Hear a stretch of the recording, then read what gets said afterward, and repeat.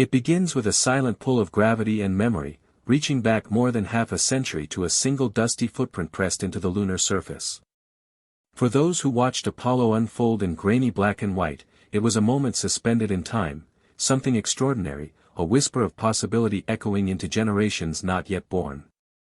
And now, that echo has grown louder. This is not just a return to the moon, it is the beginning of something far greater. With the Artemis program, NASA is not simply retracing old steps but carving out a new frontier where humanity doesn't just visit the moon, we begin to stay. Permanently. Purposefully. The Artemis mission is more than a flag and a footprint. It's a declaration that space is no longer the realm of fleeting achievements but the next great landscape of human civilization. As launch pads light up and countdowns draw near, NASA stands on the brink of rewriting history. This is not just another mission, it is a rekindling of the dream to explore, to push beyond, and to claim our place among the stars once again. Artemis isn't about looking back. It's about building forward. But to understand the full weight of what Artemis promises, we have to look back at the world that made it possible. In the late 1960s and early 70s, the Apollo missions were humanity's first great leap into the cosmos. With crude computers, analog dials, and bravery that bordered on reckless, a small group of astronauts crossed the void and left their mark on the moon. Apollo was lightning in a bottle, an astonishing, improbable achievement driven by geopolitical urgency, bound by Cold War tension, and powered by the kind of funding that comes with national pride on the line. Yet Apollo was also unsustainable. The missions were brief, the resources limited, and the political momentum faded quickly. Once the space race was won, the appetite to continue dwindled. No bases were built. No infrastructure left behind.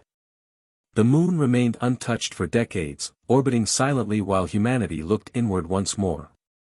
But now, a new kind of race is forming, not one driven by rivalry, but by purpose. Artemis doesn't just aim to revisit the moon, it aims to build on it, to thrive there, and to use it as a launch pad for something even more profound, the human journey to Mars. The mission is named after Artemis, the twin sister of Apollo in Greek mythology, a fitting symbol, for this mission will not only return astronauts to the moon, it will do so with greater diversity than ever before. For the first time in history, a woman and a person of color will set foot on the lunar surface. This isn't just symbolic, it's a deliberate message, that space belongs to all of us, and the future of exploration will be powered by every corner of humanity. At the heart of the Artemis mission lies a vision that spans decades. It's not just about going there, it's about staying there. For this to happen, a vast web of technology, infrastructure, and human ingenuity must come together like never before. One of the most critical components of this new era is the Lunar Gateway, a space station that will orbit the moon, serving as a staging ground for missions to the surface and a platform for deep space research. It's modular, like the ISS, but positioned in a highly elliptical lunar orbit. From there, crews can descend to the surface or prepare for missions even farther out. On the moon's surface, NASA envisions scientific outposts where astronauts will live, work, and study the alien environment for weeks at a time. These stations won't just be science labs, they'll be proving grounds for survival. Engineers and researchers will test cutting-edge life support systems, renewable energy solutions, and autonomous construction techniques. This will be humanity's first attempt at building a semi-permanent presence on another world, and every bolt, panel, and module will bring us closer to enduring life beyond Earth. To make such long-term missions possible, NASA is investing heavily in technology that redefines what's possible in spaceflight. Artemis missions will test advanced propulsion systems, such as high-efficiency cryogenic engines and hybrid chemical-electric thrusters. They'll deploy radiation shielding that could one day protect Mars-bound crews from lethal cosmic rays. Perhaps most importantly, these missions will pioneer in situ resource utilization, that is, learning how to live off the land. Extracting water from lunar ice, producing oxygen from regolith, generating power from the relentless sunlight at the moon's south pole, all are critical for building a sustainable space economy. But Artemis is not just a NASA endeavor. This new space age thrives on collaboration. International partnerships are at the mission's core. The European Space Agency is contributing essential modules to the gateway. Japan's Space Agency, JAXA, is developing logistics and support systems. Canada is building a next-generation robotic arm. These contributions aren't just symbolic gestures, they are fundamental components of the mission's architecture. Together, they form a blueprint for future exploration efforts, where nations work side by side, sharing risks, rewards, and the knowledge born of bold endeavors. Private industry, too, plays a crucial role. Companies like SpaceX and Blue Origin are no longer just contractors, they are mission-critical partners. SpaceX's Starship has been selected to serve as the human landing system for Artemis, a towering stainless steel colossus capable of ferrying astronauts from the gateway down to the lunar surface and back again. Blue Origin is developing systems for transporting cargo and building habitats. These companies, once fueled by ambition alone, are now shaping the very structure of human expansion into space. This merging of public vision and private innovation is transformative. It introduces flexibility, competition, and speed, qualities that bureaucracies often lack. NASA remains the guiding star, but it now navigates a solar system filled with commercial spacecraft, modular platforms, and autonomous drones. This synergy is what allows Artemis to scale, adapt, and endure beyond a single administration or political cycle. Of course, with great ambition come great challenges. Landing a spacecraft on the Moon is still a Herculean feat. Artemis vehicles are significantly heavier than their Apollo predecessors, with more systems, more redundancy, and more crew. Precision landing in rugged, unexplored terrain, especially near the permanently shadowed craters at the South Pole, requires software and hardware that has never been tested in lunar conditions. Long-duration missions expose astronauts to isolation, confinement, and radiation. Equipment must withstand months of extreme thermal cycling, micrometeorite impacts, and dust contamination. Yet NASA is methodically checking off milestones. The Artemis-i mission, an uncrewed test flight around the Moon, proved that the new Space Launch System and Orion spacecraft could operate safely in deep space. Artemis II, set to follow with a crewed lunar flyby, will verify life support systems, communications, and navigation under real mission conditions. And then comes Artemis III, the historic landing that will return humans to the lunar surface. But this time, they'll stay longer, work harder, and lay the foundation for what comes next. As the Artemis roadmap unfolds, each mission builds upon the last. Data from earlier flights feeds into improved design, better risk mitigation, and more ambitious goals. In this way, Artemis isn't a collection of separate launches, it's a living, breathing campaign, one that matures over time and reshapes the boundaries of what's possible. The lunar surface, once a distant and desolate place, begins to take on the qualities of a destination, mappable, reachable, livable. This transformation is more than technical. It's cultural. The Artemis program is already inspiring a new generation of scientists, engineers, artists, and dreamers. Classrooms are buzzing with questions about moon dust and rocket stages. Young minds are sketching their own spacecraft, imagining what it might be like to walk in low gravity, to build homes beneath alien skies, to be the first to find life on another world. Just as Apollo inspired an entire movement of innovation and exploration, Artemis is reawakening that same spirit, but this time with a global chorus of voices. And as we stand on the edge of this new era, we begin to ask questions that reach far beyond the Moon. What will it take to survive on Mars? How can we preserve the ethics of exploration as we reach new worlds? What rights will settlers have on extraterrestrial soil? These are no longer theoretical questions, they are the issues we must begin to answer now. Because Artemis is not just about visiting the Moon. It's about redefining humanity's place in the universe. With every mission launched and every milestone reached, Artemis is doing more than just pushing rockets into the sky, it's quietly rewriting the narrative of what the Moon represents to humanity. Once a symbol of distance, mystery, and finality, the Moon is now becoming a place of permanence. Where Apollo was about the arrival, Artemis is about the staying. And staying means solving a long list of challenges that are anything but simple. Chief among those is survival. The lunar environment is brutally unforgiving.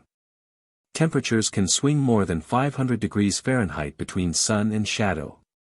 Radiation from deep space bombards the surface without the shielding of an atmosphere.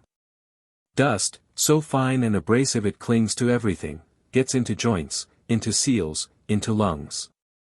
It corrodes metal, jams machinery, and poses health risks that still aren't fully understood. And then there's gravity. 1/6 that of Earth, it changes how fluids move in the body, how tools behave, how you walk, work, and even sleep. But that's precisely why Artemis must face these challenges head-on. Because solving them here, just 3 days from home, will be essential if we ever hope to tackle the same issues on Mars, 6 months away, with no possibility of rescue if something goes wrong. Every sensor reading, every astronaut's report, every test of a new habitat module or pressurized rover is a lesson not just in lunar living but in building the roadmap to interplanetary survival. The moon is our training ground. Our sandbox. Our proving field. Take, for example, the Artemis Base Camp, a concept that could evolve into a fully operational lunar outpost within the next decade. It's not just one building, but a system of shelters, power grids, research labs, and landing pads. The location? Most likely near the moon's south pole, where perpetual sunlight powers solar arrays and water ice hides in shadowed craters.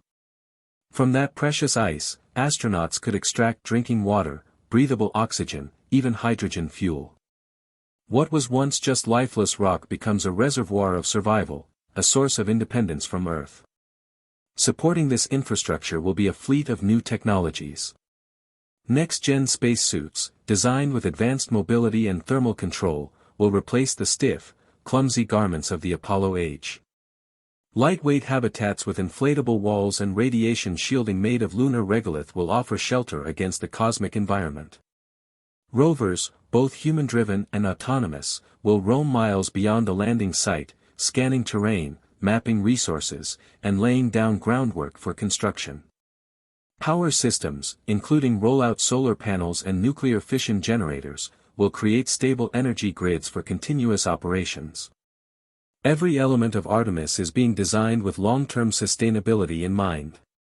This isn't about bringing everything from Earth and leaving nothing behind. It's about building, evolving, and learning to adapt. A key element of that strategy lies in understanding the moon's own resources, not just using them, but protecting them.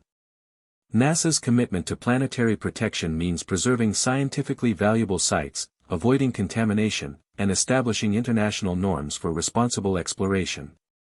As Artemis progresses, it also becomes a platform for diplomacy. Never before have so many nations had a stake in lunar exploration. Through the Artemis Accords, a set of principles guiding the peaceful and transparent use of space, NASA and its partners are shaping the future of off-world cooperation. Countries like Canada, Japan, the UK, Italy, Australia, and others have signed on, committing to shared values like open science, emergency assistance, and responsible mining. This is more than policy, it's a framework for building trust in the most remote, high-stakes environments humans have ever entered. And those humans, those brave pioneers aboard the Artemis capsules, are more than passengers. They are scientists, engineers, explorers, and ambassadors. Every member of the Artemis crew undergoes rigorous training, from geology and orbital mechanics to medical procedures and survival drills. They learn how to operate lunar landers, conduct extravehicular activities, troubleshoot complex systems in zero gravity. But more than anything, they learn to rely on each other. Because in deep space, teamwork isn't optional, it's survival. Each Artemis mission will grow more complex, more autonomous, more ambitious. Eventually, astronauts may spend weeks or months on the surface, living inside modular habitats connected like lunar neighborhoods, conducting cutting-edge research that can't be done anywhere else. What happens to the human body during extended lunar stays? How does partial gravity affect biology, reproduction, or brain function? These are questions Earth's labs can't answer. Only Artemis can. And while astronauts are busy working on the moon, orbiting platforms like the Lunar Gateway will serve as logistics hubs, science stations, and deep space observatories. Picture a spacecraft the size of a small house, circling the moon in a special orbit, always within radio contact, always ready to support missions to the surface, or one day, to Mars. Crews will rotate in and out, cargo modules will dock and detach, robotic missions will ferry samples, data, and even 3D, printed spare parts back and forth. It's the backbone of the Artemis infrastructure, and its success will echo far beyond the moon. Perhaps the most exciting aspect of this new lunar campaign is its open-ended potential. Unlike Apollo, Artemis doesn't have a finish line. It's a foundation, a way to establish permanence in space. And with that permanence comes opportunity. Commercial partners will begin to stake claims in lunar orbit and on the surface. Companies will deliver cargo, build habitats, construct fuel depots. Eventually, a lunar economy could emerge, complete with markets, competition, innovation, and jobs we can't yet imagine. This creates a ripple effect that extends all the way back to Earth. Investment in space leads to breakthroughs in materials, robotics, energy, medicine, and data science. Satellite technology improves global communication and Earth monitoring. Spin-off tech from Artemis might help build better cities, fight climate change, or revolutionize transportation. The technologies we develop to survive the moon may one day help us live better right here at home. But there's another kind of impact, less tangible, but just as profound. Artemis rekindles our collective imagination. It reminds us that we are explorers by nature, that we thrive when we challenge the impossible, that our story is still being written among the stars. For young minds watching Artemis unfold, it's a message that dreams are not just for watching, they're for chasing. And the first step may begin with a rocket trail stretching through the Florida sky. The future doesn't arrive all at once, it builds, piece by piece. Artemis-i tested the ship. Artemis II will test the crew. Artemis III will land them on the moon. And beyond that, the path stretches outward like a star map. By the late 2020s or early 2030s, NASA and its partners hope to mount the first crewed missions to Mars. But to get there, we must first learn everything the moon can teach us. From systems management to psychological endurance, from radiation mitigation to off-world agriculture, every insight gained from Artemis becomes a stepping stone across the solar system. Imagine standing on the edge of Shackleton Crater, sunlight illuminating jagged peaks as a rover hums past. Inside a nearby outpost, astronauts prepare for a night-long EVA, charting paths for an underground ice harvesting rig. Above them, the gateway passes overhead, a gleaming arc of human ambition orbiting in silence. This is not science fiction. This is the world Artemis is building. And it's happening faster than many realize. With each successful test flight, each new contract awarded, and each agreement signed between nations, we inch closer to a world where lunar exploration is not an event, but a process, a living, ongoing collaboration between science, policy, and the human spirit. Of course, challenges will arise. Budgets fluctuate. Politics shift. Equipment fails. Delays happen. But Artemis is designed to endure. Its goals are modular, scalable, and inclusive. If one rocket falters, another will fly. If one timeline slips, the vision still holds. Because the real goal of Artemis isn't just reaching the moon, it's staying on course, no matter how turbulent the journey. And so, as the countdown begins and the